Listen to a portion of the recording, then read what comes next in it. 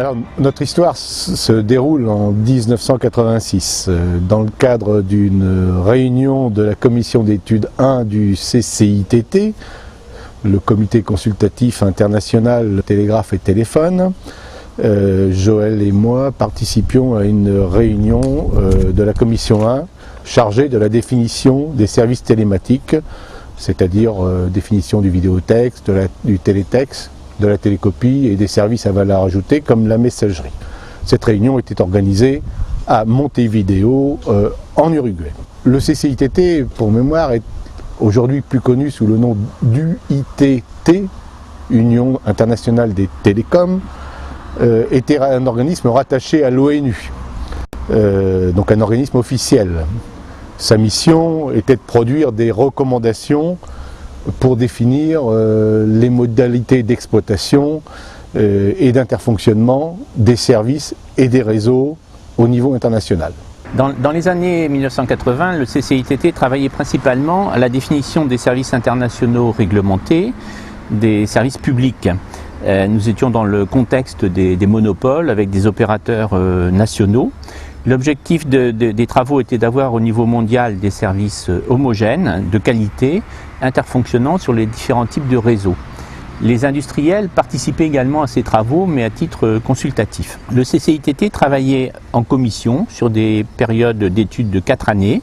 Il y avait une vingtaine de commissions auxquelles participaient les représentants des différents pays, qui étaient des membres officiels. Tous les 4 ans, le CCITT éditait un ensemble de livres regroupant les résultats des travaux avec des nouvelles recommandations et la mise à jour des recommandations déjà existantes. Ces livres étaient aussi connus dans le milieu par leur couleur. En 1984, c'était le livre rouge, en 1988, c'était le livre bleu, je crois qu'en 80, c'était le livre jaune. Au CCITT, les pays européens jouaient un rôle majeur, notamment dans la définition des services. Ceci en raison principalement de l'historique PTT qui, dans les grands pays européens, avait donné naissance à des opérateurs de télécommunications publiques forts et reconnus. La France en particulier tenait bien sa place compte tenu du dynamisme de la DGT, la Direction Générale des Télécommunications, mais aussi en raison de la présence importante de grands industriels de télécommunications. Dans certains services de télématique, la France a tenu un rôle prépondérant, si on peut citer le vidéotexte, notamment au niveau des travaux normatifs, mais aussi au-delà, dans le développement, par exemple, du Minitel, où nous avons été, bien sûr, un leader mondial. Donc la télécopie, par exemple, était définie par un ensemble de recommandations. Une recommandation de service qui définissait les règles ou les critères comme la qualité, les principes tarifaires, les obligations de service, permanence de service, des recommandations techniques qui précisaient les spécifications des terminaux, spécifications qui pouvaient ensuite donner naissance à des règles d'agrément au niveau de chaque pays mettant en œuvre ce service, et puis d'autres recommandations techniques précisant les conditions d'interfonctionnement ou les services à valeur ajoutée associés.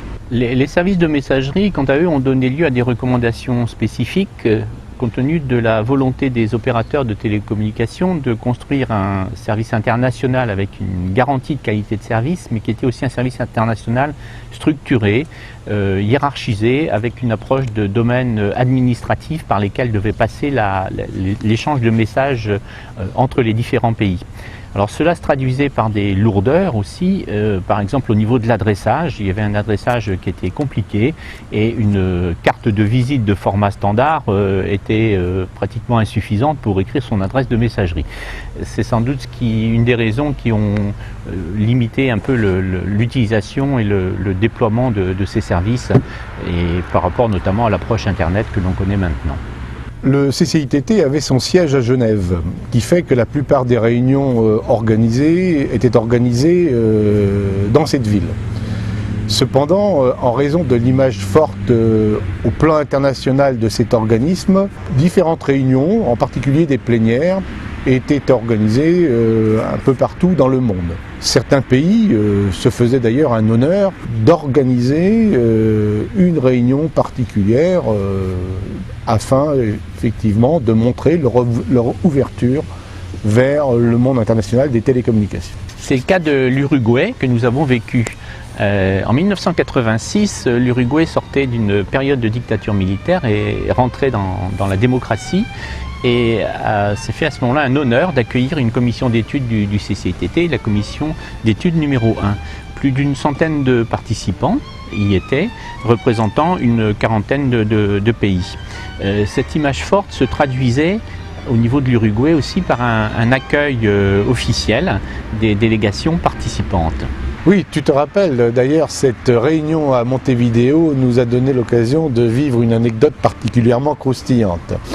Nous étions 4 dans la délégation française à venir assister à cette réunion et nous voyagions à bord d'un avion qui était aussi occupé par une quarantaine d'autres personnes, un groupe d'invités de l'entreprise Bull qui venaient assister au départ de la course autour du monde à la voile, course qui avait sa dernière étape entre Punta del Este et Portsmouth.